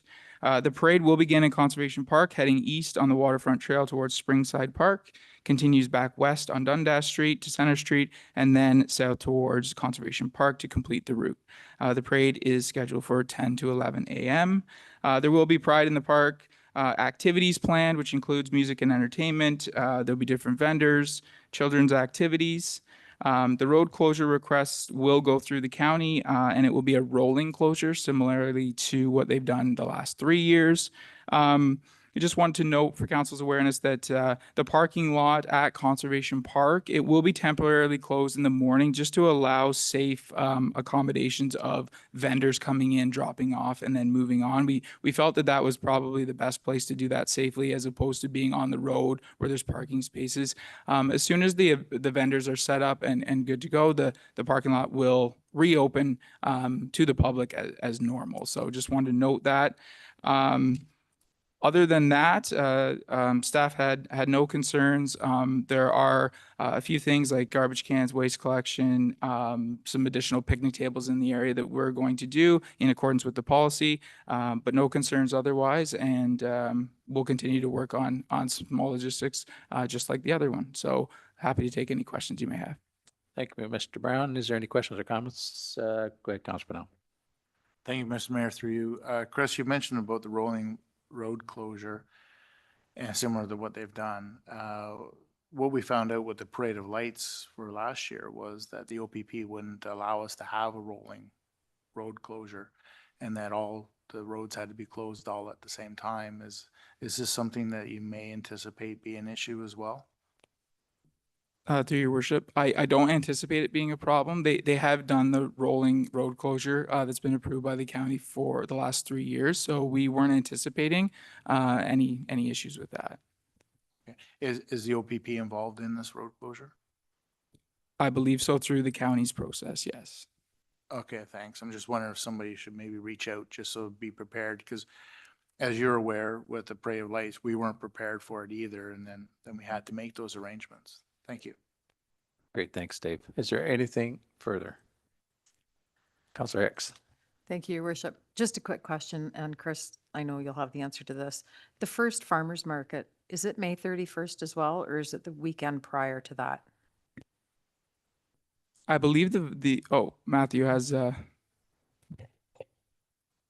through you, Your Worship, Councilor Hicks, we can double check that for you, but my understanding is mid-June. Oh, it's mid-June, not until June. Okay, good That's my enough. understanding. Thank you. I was just thinking it was a nice tie-in to have two big things going on at the same time. Thank you. Yep, thanks. And I think I read that somewhere online or something. So, but is there anything further?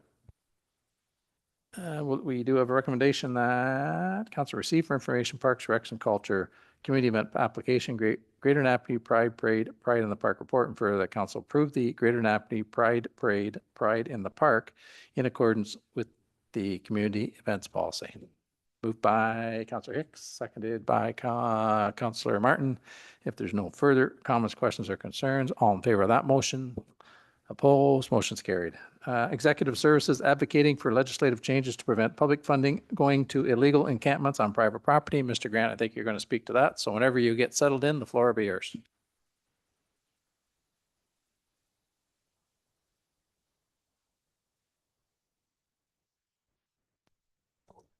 Thank you, Mr. Mayor, and through your worship to members of council. Just put this on the agenda this evening because I appreciate there's an ongoing interest in the issue of homelessness in the community and how the municipality is being able to address that. This is specifically in relation to an ongoing issue we have on a rather large encampment on a private property, which staff is taking action on. And at the previous meeting of council, we were directed to engage in advocacy with the provincial government and invite both the county and Pellis to attend that effort. I can confirm for council that we have sent notification to all relevant ministers at the provincial government, letting them know of our concern, particularly with the Ontario Works Act, that would, there's no provision to prevent government funding of that sort from going to funding an illegal encampment on private property, which is indeed occurring in the community. So we have also sent out notification to the county warden as well as Pellis, and I can confirm that I'm attending Pellis's meeting in June to speak to this issue and answer any questions they might have and encourage them to join us in this effort. We have had discussions with Pellis on this issue more broadly, and are hopeful that they'll engage with us in this effort. I would point out to members of council that this is specific to issues on private property and does not speak to issues on public property. Public property is quite different. In order for us to manage encampments on public property beyond what the encampment protocol allows us to do, which I'm pleased to say is working as intended to date, that would require the provision of shelters within the community. And we don't have any of that type. I believe there's some organizations that have approached County and Pellis providing or offering to provide a large number of units, but I don't know that that's borne fruit to date. I am hopeful that at some point in the future, they may be the ability for us to have enough shelters in the community or some alternatives that would allow us to adjust our encampment protocol as required. And with that, I'm happy to answer any questions on the effort to date. Great. Thank you, Mr. Grant. Is there any questions or comments for Matthew with respect to his board presentation? Go ahead, Councillor Shank. I move staff recommendation, and I will comment. This letter that was written from the office of the mayor, it was very well done. I thought it was. It's not too often that I read a letter and actually smile, but I chuckled on this one. Very well done, guys. Through you, Mr. Mayor, I think the mayor has excellent penmanship. You folks are far too kind. Is there anything else? Seeing none, and just before we take Mike's motion, it still boggles my mind. And just to comment on what Mr. Grant says, obviously funding from the province through Pellis obviously isn't applicable for somebody living in the park, so we don't have to worry about that. But what this is funding that's being provided to folks that are living in a situation or an encampment that we've deemed as being illegal. And not only just being illegal, it's one thing to be illegal, but it's unsafe. And it just boggles my mind how we can continue to do that, which is why we've reached out to our provincial partners to try and rectify this. So I could quote our premier with respect to this, that the cheese is sliding right off the cracker here. But not only is it slid off the cracker, it's fallen on the floor and the dog's eating it. So we obviously are waiting to hear back from our provincial partners to see if we can't rectify this situation. So is there anything from my comments that Councillor Hicks? Thank you, through you, Your Worship. How long do you wait on a response before you follow up? I'm just curious because, of course, this is a very politically sensitive topic with the provincial entity as well. I'm just wondering how long you wait before you have to nudge the cheese back onto the cracker, so to speak. I suspect that we won't have to wait long. We've had some great luck with our provincial partners with respect to any asks that we've had. So I suspect that they probably will get back to us sooner than later. So I'm sure they haven't forgot about us. Thank you. Is there anything further? Seeing none, we do have a recommendation that council receive for information the housing policy advocacy report, and further that council direct staff to remove resolution 191/25 from the, oh, sorry, I jumped ahead of myself. Yep, oh, sorry. Direct staff to remove resolution 191/25 from the resolution, council resolution tracker. Sorry about that, Madam Clerk. Moved by Councillor Norrie, seconded by Councillor Martin. If there's no further comments, questions, or concerns, all in favor of that motion? Opposed? The motion's carried. Executive Services renewed community grants policy. Mr. Grant, you'll speak to that as well. I will. Thank you. And through you, Mr. Mayor, to members of council. The renewed community grants policy would be in recognition of an effort to streamline and standardize the way in which funding can be provided to community groups that were seeking financial support for their efforts, whether that be events or initial startup costs for an organization, not to be confused with ongoing funding for an organization's operating costs, different initiatives, educational initiatives, and the like. This particular kind of program would benefit from things like the Atura Community Development Fund, which would go towards providing funding for the community under specific criteria. This would be in addition, at this point, the recommendation is to the funds that are provided to the Lennox-Connecticut Community Foundation, and would be different in nature in the sense that the Community Foundation, which does great work, provides funding on our behalf for groups that are registered charities or nonprofits supported by registered charities. This particular recommendation and the amended grant policy or the renewed grant policy is meant to capture those that would not meet the definition of registered charity or a nonprofit, that is supported by a registered charity. Of course, they would still be able to provide an application to that. Again, it would also look to create a system where there would be 2 intakes a year. People can have dedicated timelines. They'd understand when intakes would happen. They'd understand what the specific criteria was. It would move away where some communities that lack this kind of framework have a kind of a first come, first serve sort of environment. And I appreciate that council has been diligent in trying to standardize its approach to things, much like the community events policy. And I think that accomplishes that.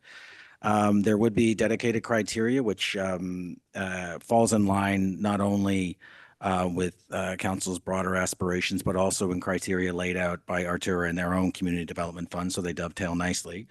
And what I would specifically also recommend in governing this or providing a framework and decision-making to applications that they come in is the formation of advisory committee on this. So they would, the advisory committee would be able to vet and take a look on specific criteria in a scoring sheet, which we brought in at a later date, where they could take a look at the criteria, they could take a look at the applications, make specific recommendations twice a year to members of council who would have the ultimate authority to approve those recommendations. I think that would be similar to what I've seen other communities do with community development funds. I think it would allow us to provide the level of community support in a predictable, transparent manner that would provide everyone an equal opportunity to receive support. And with that, I'm happy to answer any questions on this report. Thank you, Mr. Grant. Is there any questions or comments for Matthew with respect to his presentation or the report? Seeing none, we do have a recommendation that council receive the report on the new community grants policy, and further that council rescind the 2023 community grants policy and adopts a new community grants policy, and further that council direct staff to identify annual funding as part of the budget process to ensure Greater Napanee Community Initiative Fund is funded and supports 2 intake periods per year starting in the fall of 2025, and further that council approve the formation of the new Community Initiatives Fund Advisory Committee and approve the attached mandate letter, direct staff to develop terms of reference for that committee, and direct that staff begin recruiting members of that committee, and further that council direct staff to develop a schedule for how and when community initiative funds will be implemented, including a scoring framework for how community initiatives funds advisory committee members will assess incoming applications. Moved by Councillor Hicks, seconded by Deputy Mayor Calvert. If there's no further comments, questions, or concerns, all in favor of that motion? Opposed, motion's carried. Executive Services, Water Delivery for Napanee Community Gardens, and Mr. Grant, you're going to reply to that one too, so go ahead. I will, and through you, Mr. Mayor. it's poignant that this would be on this point of the agenda. This would be exactly the kind of thing that I would suggest would lend itself to, applying to a community initiatives fund. So just on the specific request from the Napanee Community Gardens, and then I'll into the recommendations. So council may recall that for a period of years, the Greater Napanee Fire Department has been providing support to the Napanee Community Gardens in the form of several water deliveries a year with the pumper truck. I would say that this has been done under an informal agreement and not necessarily approved by members of council or through any formal framework. And in costing it out, there likely is a better way to provide that level of support. So just at a high level, a delivery based on the cost estimates by the fire chief, each delivery by a pumper truck would cost staffing cost in about $500. If we were to move with a parks truck, which basically it's got a cube in the back and they'd have to make several trips, and based on student wages, about $270. That would come with some operational costs in terms of not being able to water gardens or hanging baskets and the like. We do have in Public Works a large water tank. Unfortunately, that would not be suitable for this due to the nature of the chemicals that need to be put into the tank, which I've been assured may not lend itself to a community garden. So I thought that was going to be a good option. I've been assured that it's not a good option, so I'll take their word for it. Now, all in, if you take a look at professional water haulers, they can do that for $170. So they can do that sort of, I would say, less expensively than the municipality, and also do it in a way where there's no service impacts. Now, I appreciate that the community garden does great work and they've come to rely on this over the years. And so I am suggesting this year we provide one-time funding of $600 so they can meet the majority of their water needs. And then by that point, the Community Initiatives Fund should be up and running, and they would certainly be eligible applicants. So those are my recommendations. And with that, I'm happy to answer any questions council may have. Thank you, Mr. Grant. Is there any questions, comments, or concerns with respect to Mr. Grant's report or his presentation? Go ahead, Deputy Mayor Cower. Thank you, through your worship. So I guess my questions, I've been by there several times. They've got 5 of those totes, each tote holding 1,000 liters. The request, I think, was 3 fill-ups a year. Is that correct? Through you, Mr. Mayor, to the Deputy Mayor, give or take. I think they also said it's dependent on how the climate and the weather is doing that particular year. So I guess my question is, if we've got a pickup truck already with a tote in the back versus using a fire truck, fill it up once a week, like 1 tote a week versus filling up 5 totes 3 times a season. Just a thought. Yep, go ahead, Councilor Shank. I always like different opinions, democracy, what can we do, what we can't do. My suggestion is I can't say no to senior citizens when they've been doing something for so long and they're giving everything back into the community. So what my suggestion is, through Sean, with his approval though, is a lot of times people have to do pump op training or tanker training or whatever. And it's only 3 times on a training night. You take some guys that are going to go ahead. This is a train to operate a pump. They have to empty the water if it's not being used so it doesn't get stagnant anyway, even if it's getting water from behind the fire hall. That they take it up there. It's 3 times a year. You have enough volunteers that need the pump op training. You go up there, you go ahead and you fill up the 5 containers, and you're providing exercise for the senior citizens. It's not like they've done it for the last 16 years. Now you're going to say, here's your $600 check, fill out a thing and maybe you do it, but we can't do it anymore for you. For a whole bunch of seniors, it's not going to. So I vote against it. I would make them I'll wait until see how this gets discussed, but I would suggest that, the fire department through the, some pump op training or tanker training up to the fire chief, send a couple of guys there 3 times a year as needed or whatever. All right, to fill up 5,000. I know what is what a 1 cubic meter is is one of those things. So 5 cubic meters. So if it was my grandma working in there and giving all her groceries away and with the amount of taxes I pay, and you can't go ahead and fill up water for a water thing for them to go ahead and give it back to the community, that's a hard pill to swallow. That's all. Thanks, Councillor Shank. Councillor Hicks. Thank you, Your Worship. So I'm drawing a blank, but I know a full load is $170 if you're using a commercial hauler. So they'd probably be looking at a half load. Deputy Mayor Calver probably could answer that question. How does this work?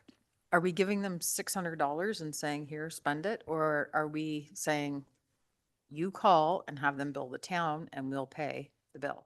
How is that going to work? Because I don't know if they actually have a committee of a treasurer, et cetera, et cetera. Through you, Mr. Mayor, to Councillor Hicks, I would envision this in, they would call us, they would indicate that they need a water fill up. We would arrange that. We would pay the bill up to $600.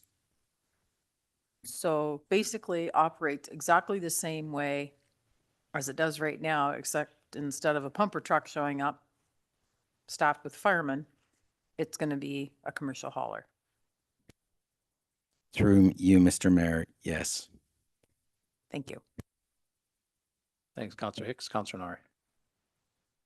I kind of like what Councillor Shank said. I mean, thinking about what we heard tonight about firefighters and training, maybe it's a small thing, but they got to learn how to hold those hoses. And and it's more community oriented too as well. So I like the old way of doing it and build training into it.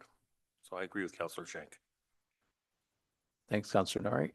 I think the only challenge would be is that we're now arranging training around a water schedule as opposed to arranging a water schedule around training. I guess is the tough part is that the request or need for water may not necessarily line up with the request or need for training. And so is it prudent that we ask the fire department to train on a night when we get a call saying I need water? I guess this is the challenge for me anyway. So yeah, go ahead, Councillor Shank.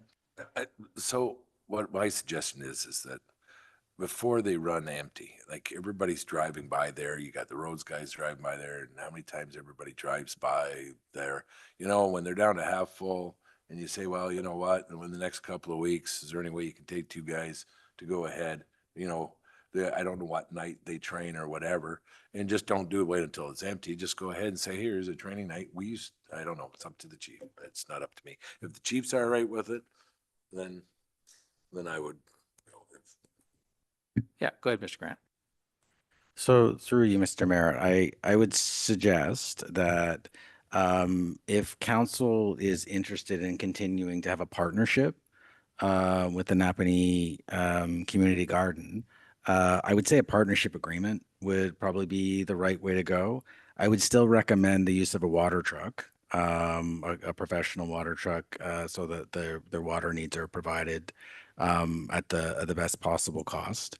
The reason I say a partnership agreement is because this opportunity wouldn't be provided at this point to any other community gardens or similar initiatives in town.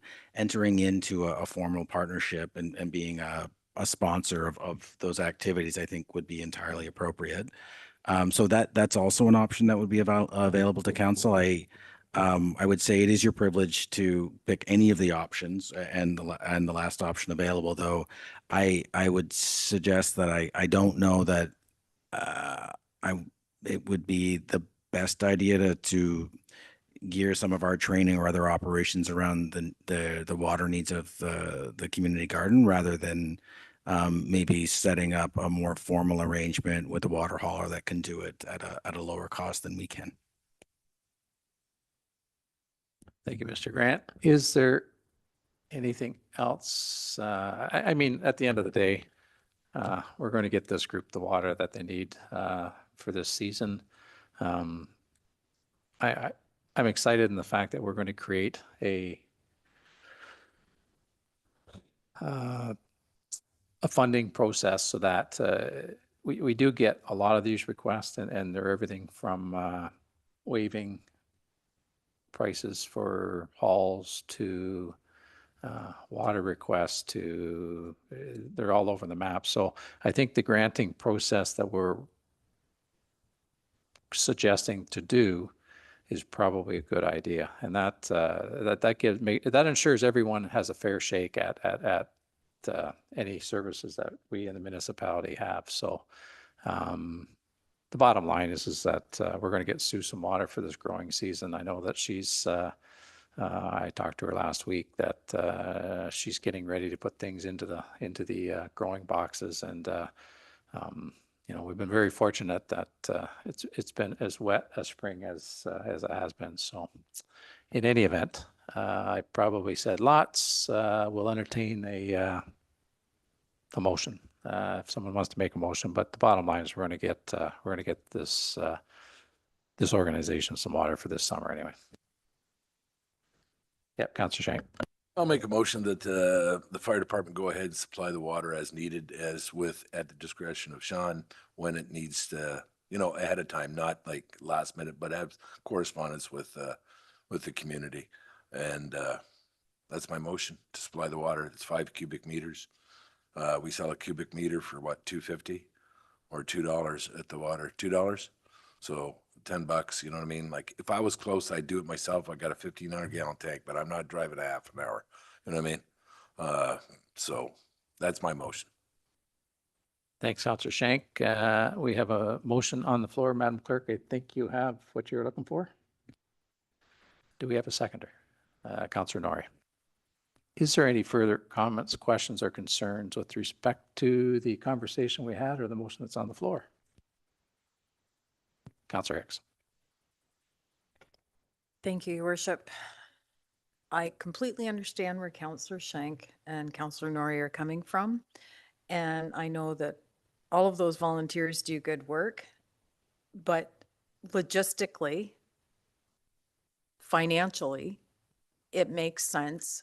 They're picking up the phone and calling someone, so they might as well just call Matthew, or I don't know who it would be, but Matthew will figure that out. One phone call and there's a commercial truck on the way and they fill it up, and there's no, I understand the community involvement, but it's just, it doesn't, we talk fiscal responsibility, $500 versus 170, and it probably wouldn't even be 170 because it would be less than a half load. So those are my reasonings for why I won't be voting in favor of this motion. Thank you. Thank you, Councillor Hicks. Councillor Shank. I know. Well, my only comment is that as a municipality, we have to have facts and figures on what it costs to do business. All right. All right. I remember when the Historical Society wanted to put some posts in, we had a figure from the municipality that it would cost $8,000, I think it was, to drill 12 posts in the ground. All right. Well, all I'm saying is if you're training somebody on a certain night and you're going to pay that person on a certain night and you're going to train them rather than pumping it back in, for 16 years, it couldn't be that bad. You know, I know in a fight over 5 cubic meters, but that's my only cost. Is it's still cheaper because you're going to be paying the labor anyway, but it is what I call it. Thanks, Mike. Is there anything further? Councillor Martin, and then I'll go to Deputy Mayor Cowell. Thank you, Mayor. I agree with Councillor Shank and Councillor Norrie on this. And I think sometimes you have to keep the human part of it there. Just to say we'll pay for the water or order a water truck is, these folks have done it for 16 years. They're older folks, retired. They're just helping out the community. And that's the human side of this. And I think we should continue on what we're doing now. Thanks, Bill. Deputy Mayor Calvert. We can't argue the fact that it's a great service we've been providing. We also can't argue the fact that in the last 16 years, the traffic on that road has increased dramatically. I really don't like the idea of putting an $800,000 or $900,000 truck on the side of the road, filling up tanks a few times a year when it's not a necessity if we can do it some other way. If one of those transports comes around the corner and smokes that truck, we just lost a fire truck.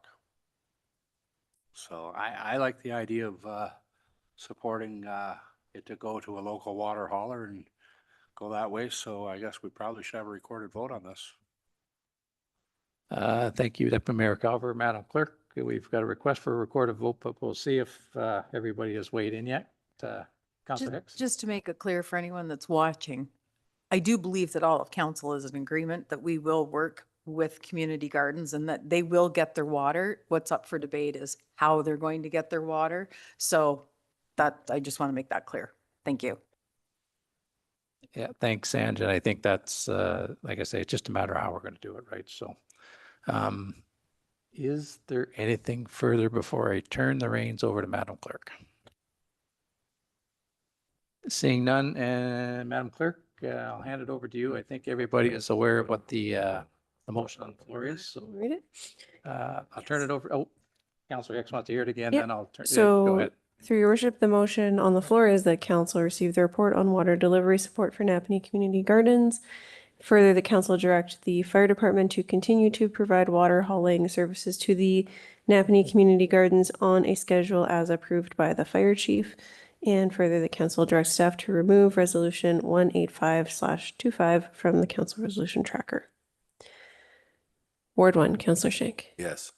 Ward 2, Councillor Hicks. No. Ward 3, Councillor Pennell. No. Ward 4, Councillor Norrie. Yes. Ward 5, Councillor Martin. Yes. Deputy Mayor Calver. No. Mayor Richardson. No.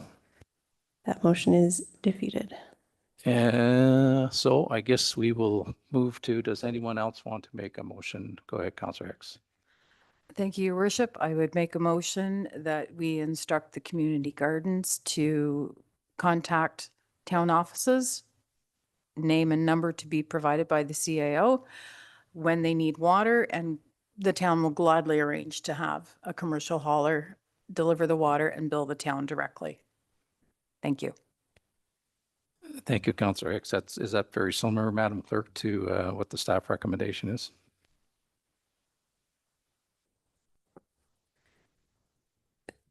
Through your worship, I believe it is the staff recommendation, other than an expansion on that one-time funding of $600, be that council approve a town-funded commercial water delivery of up to $600. Just to be clear that it's the town that's going to be directly billed for that. Not to exceed $600. Thank you. Okay. Is everyone familiar with the motion that's on the floor? We'll get a mover in a second and then we'll have a conversation. Mike, moved by Councilor Hicks, seconded by Deputy Mayor Calver. Go ahead, Mike. So my question is the reason why, is this a one-time funding? That's it? And then they'll have to go through the grant process to apply for granting in the future. But for this year, it's a one-time $600, correct? Then they have to go through the process and do the Hail Mary. Yep. Go ahead, Mr. Grant. Through you, Mr. Mayor. So the recommendation as provided is one-time funding and then go through the Community Initiatives Fund. That does not preclude council at some point from discussing a partnership agreement if it's something that you would like to sponsor on an ongoing basis. I would just recommend that we put if that is the will of council, that we put a formal arrangement around it. Oops, sorry, Mr. Grant. Thanks. I think we're all on the same page. Is there anything further with respect to the motion that's on the floor? If not,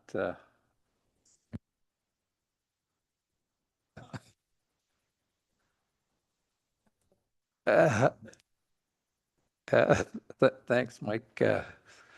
I needed a giggle. So, is there anything else? And we had a recorded vote. Do we want to record a vote on this one or no? Or are we good? If there's nothing further and no one's asking for a recorded vote, I will call for the vote. All, Deputy Mayor Calver, I think. Sorry about that, Madam Clerk. All in favor of the motion that's on the floor? Opposed? Motion's carried. Napanee Legion request rescheduling temporary patio license. Councillor Norrie, you going to speak to this one? Just quickly, as you know, the couple weeks ago, they couldn't do it because of the rain with the fire truck pull, and it was a charity for the crosswalk. So they've asked to move it to this Saturday. They can't have it on Victoria Day because they're closed Sunday, Monday, Tuesdays now. So they just like to move it to the Saturday again for the charity and towards the Veterans Crosswalk. That's all. And I didn't get this request till Friday. So thank you, Madam Clerk, for putting it on the agenda. Thank you, Councillor Norrie. Is there any questions or comments for the information provided by Councillor Norrie? Seeing none, we do have a recommendation that council receive for information the Napanee Legion request regarding rescheduling a temporary patio license extension, and further that council decide whether to approve the proposed temporary extended license area in front of branch 137 of the Royal Canadian Legion at 26 Mill Street East, Napanee, Ontario, in order to host an outdoor barbecue on Saturday, May 17, 2025 for a fundraiser in support of the Veterans Crosswalk from 12 p.m. to 8 p.m. And I think rather than decide whether, I think we've already made that decision. I think, Madam Clerk. Through your worship, it's up to council to say yes or no. So either council approves or council does not approve, but the rest of that would stay the same. Motion moved by Councillor Norrie to approve. I'll Seconded second. by Councillor Hicks. Is there any further comments, questions, or concerns with respect to the motion that's on the floor? Seeing none, all in favor of the motion? Opposed, motion is carried. Bylaws. First bylaw number 2025-0038 to amend zoning bylaw 0222 PLZ ACO 2025-017. This is with respect to item 10.2 on the agenda. Look for a motion to put it on the floor. Moved by Deputy Mayor Calver, seconded by Councillor Shank. Ready first, second, and finally passed this 13th day of May 2025. All in favor of the motion? Opposed? Motion's carried. Bylaw number 2025-0039 to amend bylaw 2021-0025, being a bylaw to regulate driveways and entranceways. And this report was on our consent agenda. Look for a motion to put it on the floor. Moved by Councillor Hicks, seconded by Councillor Shank. Ready first, second, and finally passed this 13th day of May 2025. All in favor of that motion? Opposed? Motion's carried. Bylaw number 2025-0040 to amend bylaw 2025-0034 tax rates schedule. Look for a motion to put it on the floor. Moved by Deputy Mayor Calver, seconded by Councillor Hicks. Ready first, second, and finally passed this 13th day of May 2025. All in favor of that motion? Opposed? Motion's carried. Information reports from members. Are there any members that would like to provide information reports with respect to external boards or committees or anything like that? And I think we've covered probably most of that earlier, but we'll give an opportunity for that now as well. Seeing none. Inquiries, are there any inquiries from any members of council that we can task staff with respect to bringing something back to us at a future council meeting? Notices of motion. Do any council members have any notices of motion for a future council meeting? Seeing none. New business. I don't believe there's any new business, Madam Clerk, that I know of, but is there any new business from any members of council? Seeing none. Announcements. Is there any announcements by any members of council would like to make? Any? Go ahead, Councillor Norrie. Just briefly, just two quick items. One, just a salute to our police officers in Ontario. This is Police Week, and just for those who are serving and have served, a thank you.